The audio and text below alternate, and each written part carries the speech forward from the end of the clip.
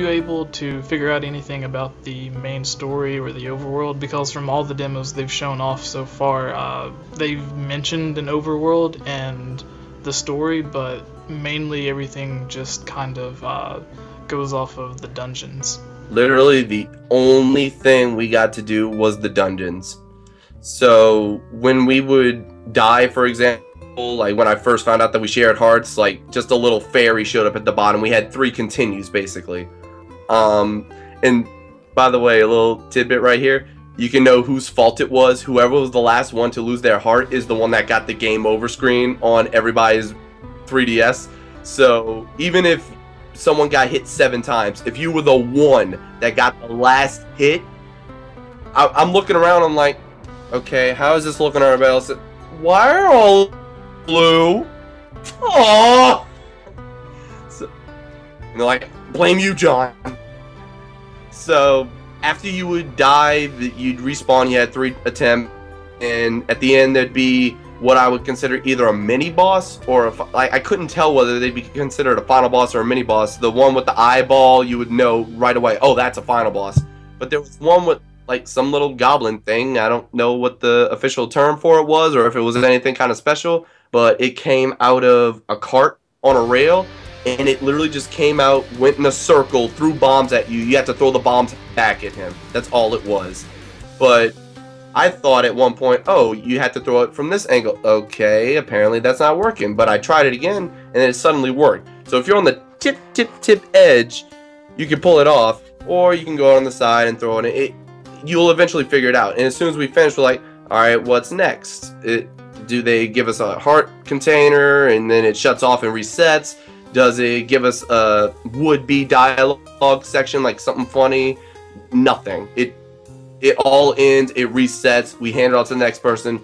No plot device, no details, no nothing. It's literally the 4 dungeons. You start at the beginning, figure out what you have to do, get to the end, and bada boom, bada boom, bada bing.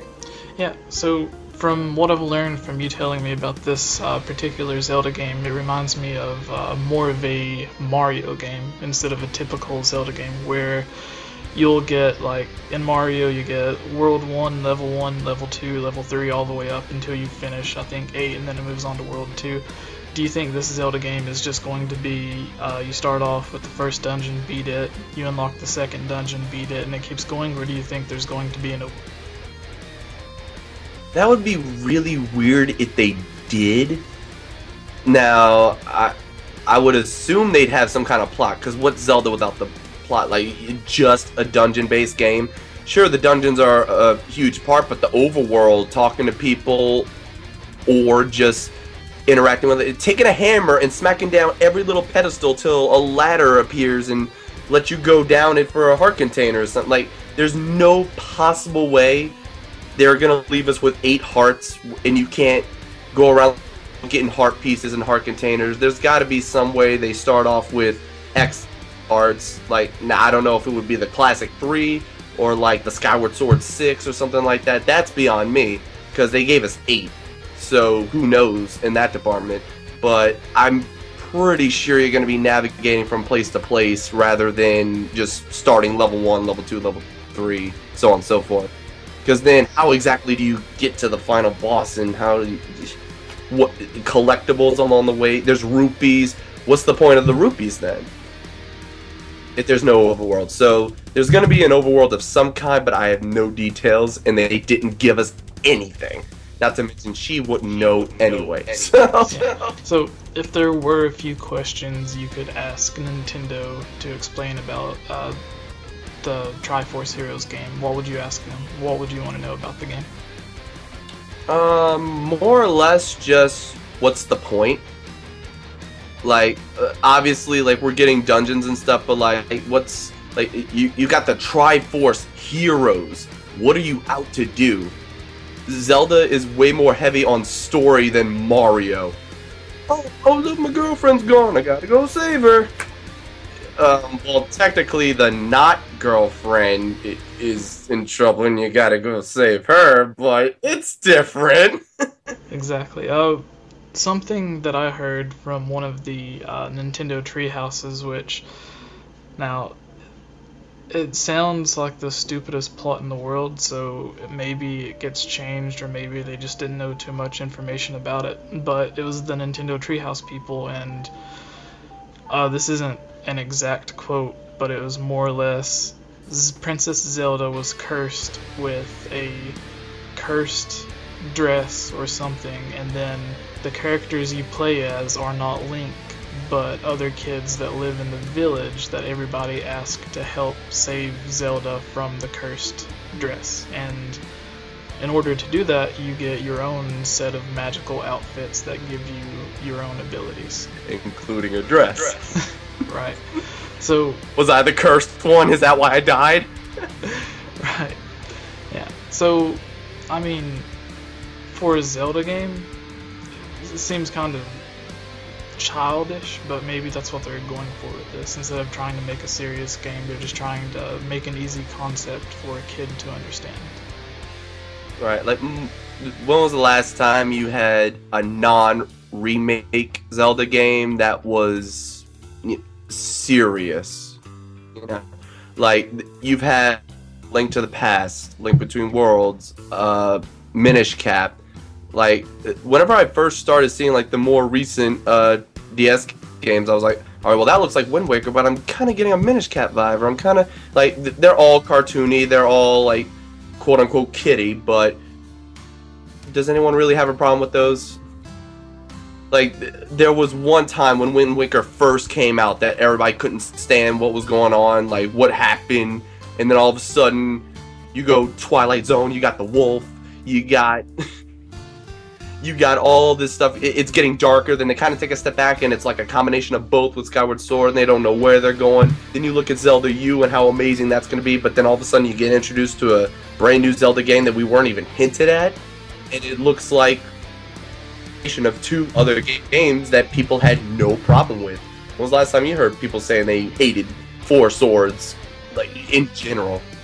Like, a Zelda game's a Zelda game, except for Zelda 2, which has eventually come around anyway. So, yeah. There you go. So, with this game, do you think it being a three-player centric title kind of holds it back from what it could be? Because another thing that I heard was the reason for it being 3 players was the original intent was to have it 4 players, but one of the main game mechanics was doing the totem pole. And having 4 links stacked on top of each other, and this is what they said, it just looked weird, and it didn't look right, having it too tall and the way that the camera's angled and everything, so they dialed it back to 3. But I think that sort of holds it back from what it could have been, because it could have been a third Four Swords adventure game, and then you could just make the puzzles to where you only need 3 people stacked up, and then you could have the 4th person sort of running around defending. I actually really agree with, well, I agree with what you're saying about, like, the 4th person. Like, either make it possible for 4 people, or have some for 3, some for 4, because that'd be interesting too. You'd have to have someone decide, alright, who's the triplet team, and where's the single person go to do one thing. So let's say one person's on one side, and they have to step on a gate, and then that opens up the gate, and then they make the totem pole, one throws the bomb, and then hitting the bomb allows another that's being blocked right there to open. You go ahead, like, I just made up a concept where it could work. So it's kind of weird, and I guess more or less I'm gonna argue that there should be 4 players just so I can get my purple tunic back. But either way, it is weird that that was their reasoning, but for what it's worth, I think 3 is fine. The 3 works. There's already enough challenge in there, like, for a first-time perspective. Now, as far as replay value and going through it again, maybe it'll be too easy. Maybe it's going to be just as challenging. It's just, oh, I know what I got to do, but it's still tricky to do. But we've only got 4 demo stages, and the 4 demo stages aren't going to be, you know, your top tier end of the game stages. So I think there's a lot more coming with this. I think it's something definitely to look forward to. The 4 stages of the demo is really just hands-on. Oh, this is what it's like, this is what it looks like, this is what it feels like. What do you think? And I gave it, like, the top ratings and all that. I couldn't find anything wrong with it. So there you go. It just depends on who you play with, I guess. Then again, you don't even have to play with anybody. You can play by yourself. Yeah, that was another thing I seen, was that it's optional to play it multiplayer, but you can play it by yourself, single player, and you can just take control of the different links. There's one thing I love about just ignore the game. Just look at the capability of you're doing and how you're able to play. You can play by yourself. You can play local multiplayer. You can do local download play. So one person has the game and the other two people are just there and you can link up anyway. It's fine. And finally, broadband connection. You can finally go online and do it. So you can play this game in any way, shape, and form. And it's on the 3DS of all things. So if they're doing this and they're capable of doing all this, not only can you look at this game as a great test, it's going to be something that Nintendo is capable of and can probably out in the future. Who knows what else they're going to do with this. So do you think it's a hint at what we could look forward to with the Zelda Wii U? Not so much Zelda Wii U, because I haven't seen any kind of attempt at a potential multiplayer thing. I think the main Zelda game should be just stuck to one person. Now, if there was some kind of, I don't know, like what would you call it, a little brother mode, where, like, let's take Galaxy for example. The second doesn't actually do anything, but they can stop enemies, something along those lines. So instead of annoying Navi in the back or something, you can have your little brother like hold this, or like you can let the little brother and you do what you gotta do, and like that's one thing. But as far as Zelda U and the whole open world thing they're trying to do, I would find it very weird to do multiplayer unless they added some kind of free roam multiplayer world. Like, let's take the Grand Theft Auto thing. You go campaign and then all of a sudden you hop online and there's more stuff to do online just for the heck of it. Give you missions. Find made up dungeons. Like a Minecraft thing, you could just spawn a random world. Spawn a random Zelda dungeon. But that would be way more, and I don't think it's really something to look forward to or expect or predict or beg for or anything along those lines. But if it were, like, that's the only way I can really think of it being done. And I'm open for discussion on that, but I really think it should stay one player for a main game. If it's not intended for multiplayer, stick it for one. Yeah, for the main game, I would want to have my single player experience that you're used to with Zelda games. But I think it would be nice if they had a 4-sword type item in the game to where you could equip it if somebody else wanted to play, and then it would spawn another link or the 4 links, and you could choose who you want to play as while you're holding the 4-sword or whatever it's called in the other games. And then if you wanted your single player, you could just use the regular Master Sword or some other sword. I think that would be an interesting way to do it. Or did you play Majora's Mask? Not to completion, but yeah, I basically know it. Alright, well, in the Thieves' Hideout, when you have to get the Sun's Mask, you switch between playing as Link and Cafe to solve the puzzle.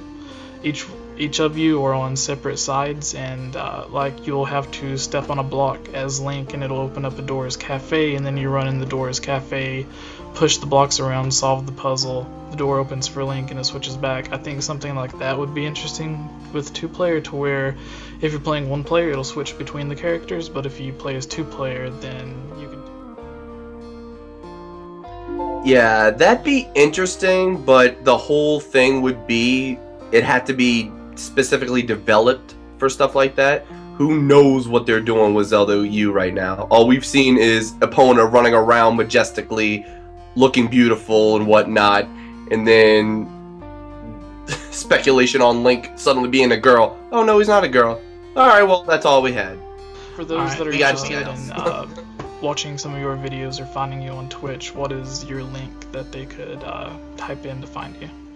YouTube, Twitter, Facebook, Twitch, all that is just blahblahLPs. Alright, well, thanks for coming on and telling me about the game. Alright, no problem. Alright, see ya.